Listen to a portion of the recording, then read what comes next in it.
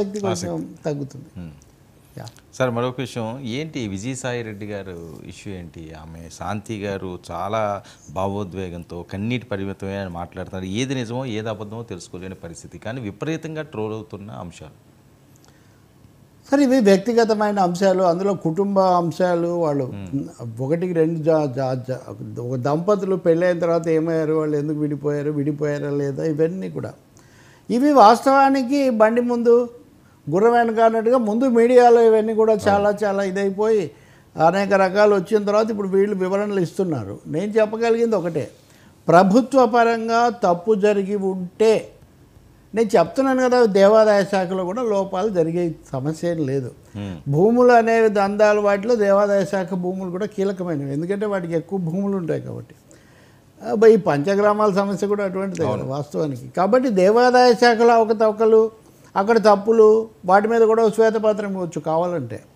కానీ అందులో మళ్ళీ అధికారుల బాధ్యత వ్యక్తిగతంగా చూడొచ్చు. రాజకీయ ప్రమేయం ఉంటే దాన్ని కూడా చట్ట ప్రకారం తప్పకుండా తప్పుల మీద చట్ట ప్రకారం చర్య తీసుకోవడం వేరు.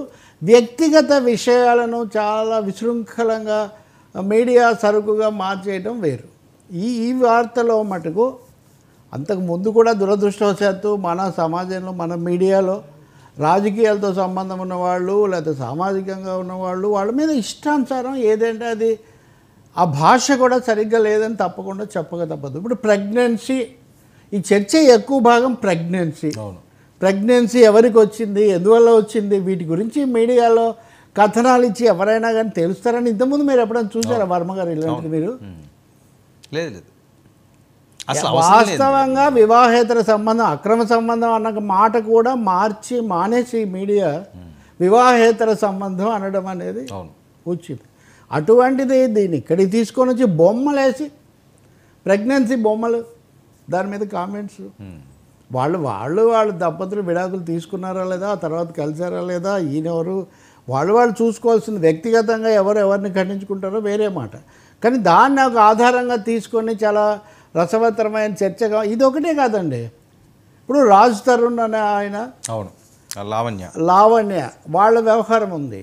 ఆ అమ్మాయి నేను ఇన్ని రోజుల నుంచి ఉన్నాను అంటుంది. సహజీవనానికి కూడా వివాహ స్థాయి ఉంది, వాళ్ళకు కూడా పరిహారం ఉంది, సుప్రీంకోర్టు చెప్పిన పరిస్థితి ఉంది.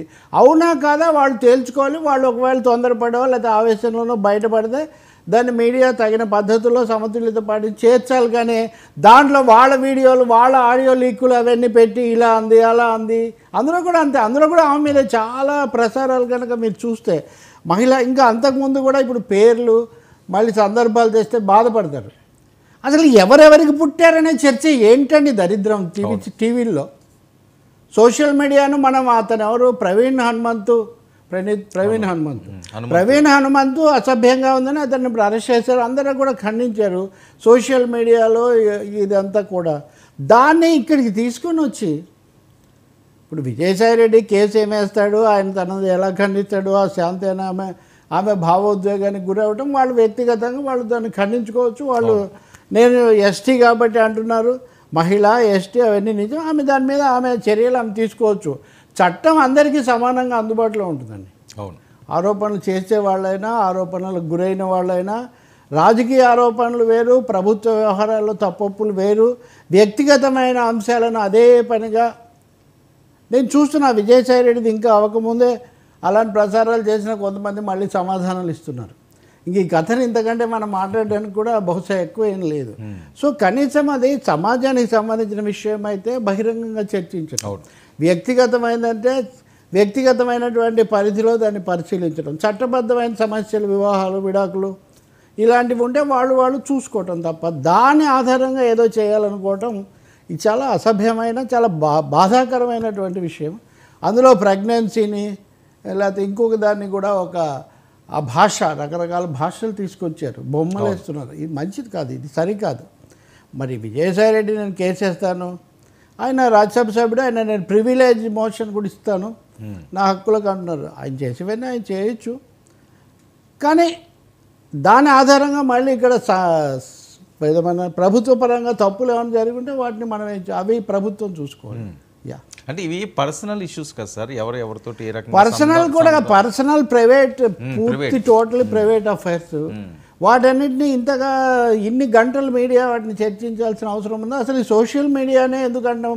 మెయిన్ స్ట్రీమ్ మీడియా మటుకు దీనికి ఏం తక్కువ కాదు. నేను చూశాను, ఏ మాటగా మాట చెప్పేవాళ్ళు ఎమ్మెల్యే రఘురామకృష్ణరాజును అడిగినప్పుడు ఆయన దీని మీద కొంచెం ఇదేదో అంత బాగాలేదు, నేను ఈ విషయాలు ఏం మాట్లాడలేను, తప్పులు వేరే రాజకీయాలు అయితే చెప్తానన్నారు.